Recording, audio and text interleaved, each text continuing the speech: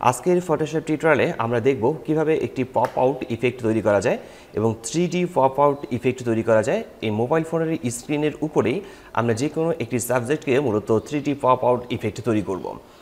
এজন্য এই যে ছবিটি রয়েছে এই ছবিটি মূলত গুগলে সার্চ করে আপনারা পেয়ে যাবেন।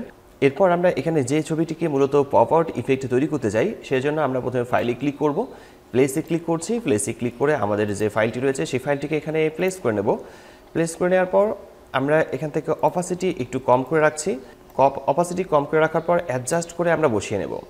আমাদের যে সাবজেক্টটি রয়েছে, ছবিটি রয়েছে, সেটাকে আমরা অ্যাডজাস্ট করে বসিয়ে নেব যেভাবে আমরা 3D ইফেক্ট তৈরি করতে চাই।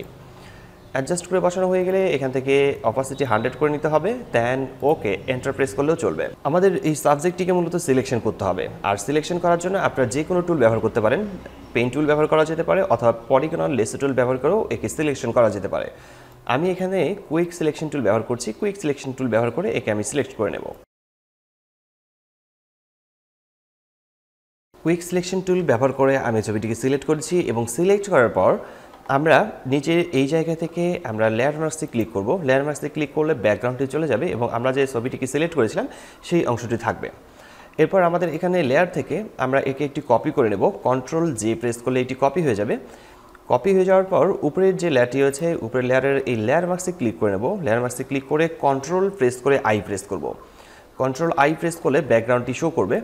এরপর আমরা এখানকার প্রথমে দুইটি লেয়ারের আইটাকে অফ করে রাখছি। এই দুইটি আইকে অফ করে রেখে আমরা এই মোবাইলের স্ক্রিনটাকে সিলেক্ট করব। আর এই মোবাইলের স্ক্রিনটাকে সিলেক্ট করার জন্য আমরা এখান থেকে সিলেক্ট করছি পলিগন লেসো টুল। এরপর এই কর্নারগুলোকে সিলেকশন করতে হবে। আমি এখানে কর্নারে ক্লিক করছি, দেন এই কর্নারে ক্লিক করছি। ঠিক এভাবে কর্নারগুলোকে আমরা সিলেকশন করে নেব। এই 4টি কর্নার সিলেকশন করে নেওয়ার পর প্রথমের লেয়ারের আইটিকে অন করে নেব। আইটিকে অন করে নেওয়ার পর মাঝখানের এই এরিয়াটাকে আমরা মূলত ব্রাশ টুলের মাধ্যমে এখানে ব্রাশ করে নেব। তো প্রথমে ব্রাশ টুল সিলেক্ট করছি এবং ফরগ্রাউন্ড কালার এখানে রাখবো হোয়াইট এবং ব্যাকগ্রাউন্ড কালার এখানে রাখবো ব্ল্যাক। এরপর আমরা এই জায়গাটাকে ব্রাশ করলে আমাদের যে সাবজেক্টটি আমরা সিলেক্ট করেছিলাম সেই সাবজেক্টটি এখানে দেখা যাবে। এরপর আমরা ব্যাকগ্রাউন্ডটাকে রিমুভ করতে চাই। ব্যাকগ্রাউন্ডটাকে আমাদের রিমুভ করতে হবে, আর ব্যাকগ্রাউন্ডকে রিমুভ করার জন্য আমরা পুরো ছবিটিকে সিলেক্ট করে নেব। এর জন্য সিলেক্টে ক্লিক করব।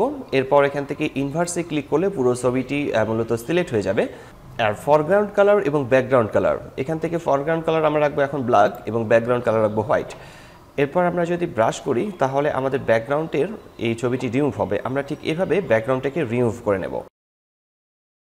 আমরা আবারও সিলেক্টে ক্লিক করছি। সিলেক্ট থেকে আমরা এখান থেকে ডিসিলেক্টে ক্লিক করব অথবা কিবোর্ড থেকে কন্ট্রোল ডি প্রেস করলেও চলবে। নিচের যে লেয়ারটি রয়েছে এই লেয়ারের আইটিকে এখন অন করে দিতে হবে।